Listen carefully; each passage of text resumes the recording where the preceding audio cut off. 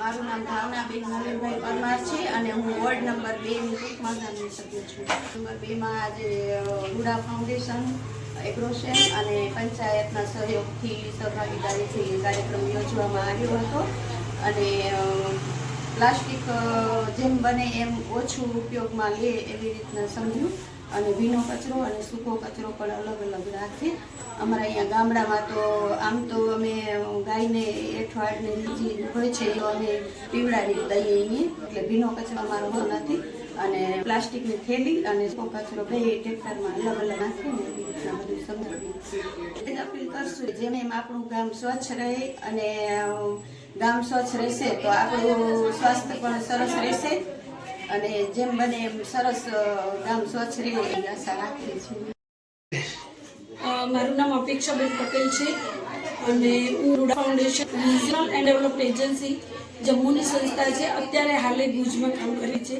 એમાં હું as a ટીમે કામ કરી રહી છું. કાર્યક્રમ છે એના પાછળનું એક મહત્વનું કારણ છે કે જે સૌ દુનિયામાં સૌ વિશ્વ પર્યાવરણ દિવસ તરીકે ઉજવે છે એને અમે આજે સ્વચ્છતાનું અભિયાન તરીકે એક મુહિમ ચાલુ કર્યું છે. જે અમારી 5 પંચાયત છે, 5 પંચાયતમાં અત્યારે હાલ અમે કુકમામાં કામ કરી રહ્યા છીએ. આજથી શરૂઆત વોર્ડ નંબર 2માં અમારા ગામ છે કુકમા, ભુજોડ, સુમરા, સરસેક, ખાવડા અને બોડો એમ 5 પંચાયતમાં દરેક વોર્ડ મેમ્બર સાથે દરરોજ એક દિવસ 1 કલાક સફાઈનું શ્રમદાનનું એક આયોજન કરેલું છે. એ આયોજન કરવા પાછળ મહત્વ કારણ એક એ છે, એક તો પર્યાવરણ દિવસની ઉજવણી અમે સેલિબ્રેટ કરી શકીએ, બીજું જે પંચાયતની બહેનો અમારી સાથે 2023થી જોડાયેલી છે, સક્રિય રીતે કામ કરી રહી છે, એ બહેનોને અમે અવારનવાર સ્વચ્છતા બાબતે પ્લાસ્ટિકનો ઓછો ઉપયોગ થાય એના માટે અમે ઘણી અવેરનેસ કરી છે, એક્ટિવિટી કરી છે. જેમ કે ભીના કચરામાંથી ખાતર બનાવવું, પ્લાસ્ટિક ભેગું થયું છે અલગ કર્યું છે તો એને રિસાયકલ સુધી પહોંચાડવું. સ્કૂલમાં બાળકો છે તો બાળકોને પણ અમે પર્યાવરણમાં પ્લાસ્ટિકનું શું મહત્વ છે, શું નુકસાન કરે છે એ બાબતની જાણકારી આપી અને અત્યારે અમે બાળકો સાથે પણ કામગીરી કરી રહ્યા છીએ. આમ દરેક પંચાયતમાં અમે સફાઈ અભિયાન તો ચાલુ કર્યું છે, સાથે અમારું એક મિશન એ છે કે આ સિવાયના પણ જે ગામો છે જે આ મીડિયા દ્વારા અમે મેસેજ આપવા માંગીએ છીએ એ પણ પોતાની એરિયાની સફાઈ રાખે અને આજના દિવસ માટે જ નહીં કાયમ માટે રાખે, જેના કારણે સ્વચ્છતા રહે, સ્વચ્છ હવા રહે, સાથે સાથે આપણે વૃક્ષો પણ વાવી શકીએ છીએ અને દરેક વૃક્ષ વાવે અને સાથે એનું જતન કરે એવી અમારી ઈચ્છા છે. મારું નામ ગીતાબેન અશ્વિન ભરુ છે. હું 11મા વોર્ડની સભ્ય છું. હતો એ સ્વચ્છતા વિશે હતો અને સ્વચ્છતા એ આજે અમારા કુકમા ગામમાં સ્વચ્છતા ઉપર ઘણું બધું એગ્રોસેલ કંપની અને રૂડા ફાઉન્ડેશન અને અમારી પંચાયત બહુ સારા કામો કરે છે, સપોર્ટ કરે છે બધાને અને ગામ સ્વચ્છ રહે એના માટે ઘણા પ્રયત્નો કરે છે એ લોકો. ને અમે અમારા બોર્ડ અંદર અત્યારે એવું બધું વિચાર્યું છે કે સફાઈ થાય, ક્યાંય કચરો ના દેખાય અને આ લોકો બી અમને સપોર્ટ સારો કરે છે અને પંચાયતે સારો સપોર્ટ કરે અમને.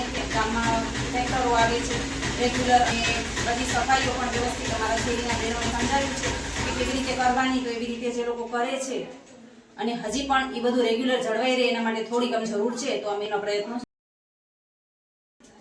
મારું નામ રસીલાબેન એસ રાઠોડ છે અને હું કુકમા જૂથ ગ્રામ પંચાયતની સરપંચ છું. હમણાં 5 જૂન વિશ્વ પર્યાવરણ દિવસ આવે છે અને આજનો કાર્યક્રમ સ્વચ્છતા સેવા એના વિશે હતો. તો આજના કાર્યક્રમમાં લગભગ 3 વર્ષથી છે ને અમારી સાથે રૂડા ફાઉન્ડેશન અને એગ્રોસેલ ફાઉન્ડેશન કુકમા જૂથ ગ્રામ પંચાયત સાથે કામ કરે છે. તો અમે ગામની અંદર ડોર ટુ ડોર કલેક્શન કચરાનું કરાવીએ છીએ અને ગામમાં સફાઈ મિત્રો આખા ગામમાં સફાઈ કરે છે અને પોતપોતાના ઘર પાસે બહેનોને જાગૃત કરીએ છીએ કે પોતાના ઘરનો કચરો પોતાની જવાબદારી છે અને પોતાના ઘરની કચરો આજુબાજુમાં જ્યાં ત્યાં ન ફેંકતા ડસ્ટબિનમાં નાખો અને ટ્રેક્ટર આવે છે ત્યારે તેની અંદર નખાવો. અને આપણે પણ જ્યાં ગામની આજુબાજુમાં કોમન પ્લોટ હોય, સાર્વજનિક જગ્યાઓ હોય છે ત્યાં વધારેમાં વધારે વૃક્ષાવરણ કરવાના કે તેનાથી જે પર્યાવરણ દૂષિત થાય છે તો તે પર્યાવરણ માટે ઓક્સિજન આપણને મળે અને કાર્બન ડાયોક્સાઇડ આપણા જીવનમાં ઓછો થાય અને જ્યાં ત્યાં પ્લાસ્ટિક ફેંકવાથી સિંગલ યુઝ પ્લાસ્ટિકનો ઉપયોગ ન કરવો ને તે જો એમાં કાંઈ પણ કચરો ખાવાનો હોય છે તો લીલો કચરો ગાયોના મોઢામાં ને તેમાં જાય છે તો ગાયોને પણ નુકસાન થાય છે, જળ જીવન પર્યાવરણ દૂષિત થાય છે. તો તેના માટે અમે જાગૃતતાના કાર્યક્રમો કરીએ છીએ, અવારનવાર બધા જ વોર્ડમાં બહેનોને સમજાવીએ છીએ અને અવેરનેસના કાર્યક્રમો કરીને કંઈક જે પ્લાસ્ટિકનો ઉપયોગ જેમ બને તેમ ઓછો કરો અને સૂકો કચરો અલગ રાખો અને ભીના કચરાનો ખાતર તરીકે ઉપયોગ કરો અને વૃક્ષોમાં ને એમાં વાવશો નાખશો તો સારું, એમ કે વૃક્ષારોપણ થશે અને કોઈ બીજા ખાતરની જરૂર નહીં પડે અને પ્લાસ્ટિક પણ જ્યારે જતું અટકશે અને ભીના સૂકા કચરાનો ઉપયોગ પણ થઈ જશે. તો અમે આવા બધા કાર્યક્રમો કરાવીએ છીએ અને ફાઉન્ડેશન વાળા પણ અમારા માટે સારો સાથ સહયોગ આપે છે. તો અમને પણ એમ થાય છે કે અમારા ગામ માટે આટલા બધા પ્રયત્નો કરે છે અને અહીંના લેરથી ભુજોડી બાજુ જતા ફાઉન્ડેશન વાળાએ વૃક્ષારોપણનું પ્લાન્ટેશન કર્યું હતું. તે એક જોવા જેવું છે. વિજાતીય જીવ છે તે બધા લુપ્ત થતા હતા તો અત્યારે આમ સારો છે. કાંઈ પણ ઉભા જેવું આપણને એમ થાય તો બાળકોને લઈને પણ અમે ત્યાં જઈએ છીએ. તો તે જોવા જેવી સારી જગ્યા છે ને ઘણા બધા વૃક્ષારોપણ થયા છે. એના એક ડુંગર પાસે પણ વૃક્ષારોપણ કરેલા, તે પણ લીલો હરિયાળો બન્યો છે.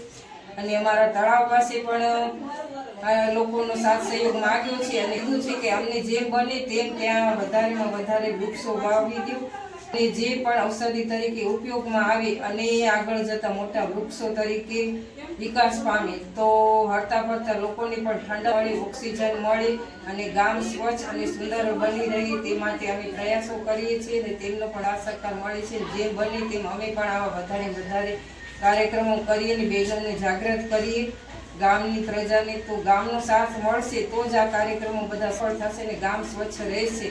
તો તે બદલ આજે અમે અવેરનેસનો આ કાર્યક્રમ કરી રહ્યા છીએ.